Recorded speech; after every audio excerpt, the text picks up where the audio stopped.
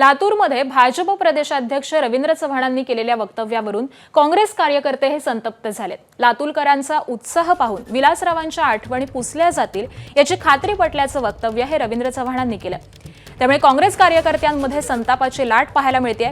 लातूरमध्ये पार पडलेल्या भाजपच्या मेळाव्यामध्ये चव्हाणांनी हे वक्तव्य केलंय। त्यांच्या या वक्तव्याचा विलासरावांचे चिरंजीव आणि काँग्रेस आमदार अमित देशमुख यांनीही निषेध केलाय। अशी वक्तव्य करणं महाराष्ट्राची संस्कृती नसल्याचं रवींद्र चव्हाण यांच्या वक्तव्यावरती त्यांनी भाष्य केलंय। तर राजकारण कुठल्या स्तरावरती चाललेलं आहे हाच सर्वांना प्रश्न पडल्याचं त्यांनी म्हटलेलं आहे।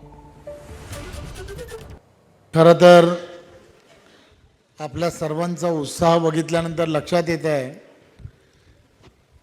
की 100% विलासरावांच्या आठवणी या शहरातून नक्कीच पुसल्या जातील यात काही शंका नाही।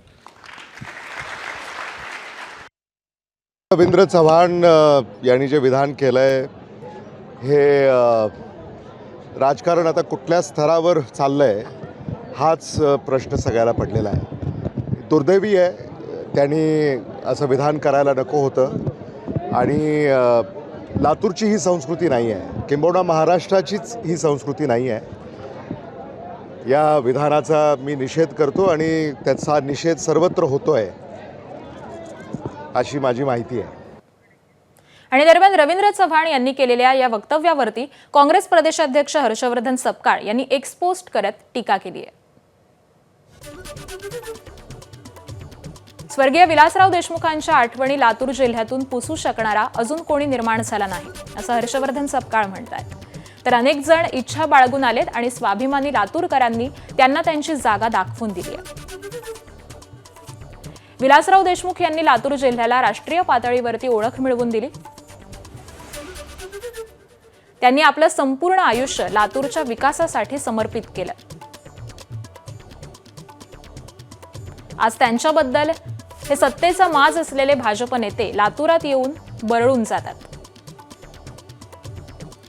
त्यांना काय समजवणार विलासराव देशमुख साहेबांचं लातूरशी असलेलं नातं? लातूरच्या कर्तृत्व संपन्न सुपुत्राचा अपमान लातूरकर कधीही सहन करणार नाही। भाजपवाल्यांनो याद राखा, करारा जवाब मिलेगा। आणि त्याबरोबरच वर्षा गायकवाड यांनी भाजप प्रदेशाध्यक्ष रवींद्र चव्हाणांना टीकेची जोड उठवलेली आहे। तर रवींद्र चव्हाणांनी लातूरमध्ये विलासराव देशमुखांबाबत अतिशय खालच्या पातळीचं वक्तव्य केलं। त्यामुळे त्यांचे संस्कार तर उघडे पडलेत, पण भाजपच्या खोट्या हिंदुत्वाचा मुखवटाही गळून पडला। संध्याकाळची वेळ आहे, चव्हाण शुद्धीत असतील की नाही माहिती नाही, पण शुद्धीत असल्यास त्यांनी 9821125000 हा विलासरावांचा मोबाईल नंबर डायल करून बघावा। हा नंबर आजही सुरू आहे। आजही त्यांचे शब्द ऐकण्यासाठी असंख्य कार्यकर्ते कॉल करतात। आणि पुण्यातील काँग्रेस नेते प्रशांत जगतापांनी देखील भाजप प्रदेशाध्यक्ष रवींद्र चव्हाणांना चांगलंच सुनावलंय। ते काय म्हणतायत तेही पाहूयात। विलासरावांच्या निधनाला 13 वर्ष उलटल्यानंतरही त्यांच्याबद्दल भाजपचा इतका द्वेष का? चव्हाणांचं विधान खालच्या पातळीवरचं आणि महाराष्ट्राच्या सुसंस्कृत परंपरेला काळीमा फासणार आहे। गावागावात आणि शहरात विलासरावजी देशमुख यांच्या कार्याचे जे ठसे उमटलेले आहेत,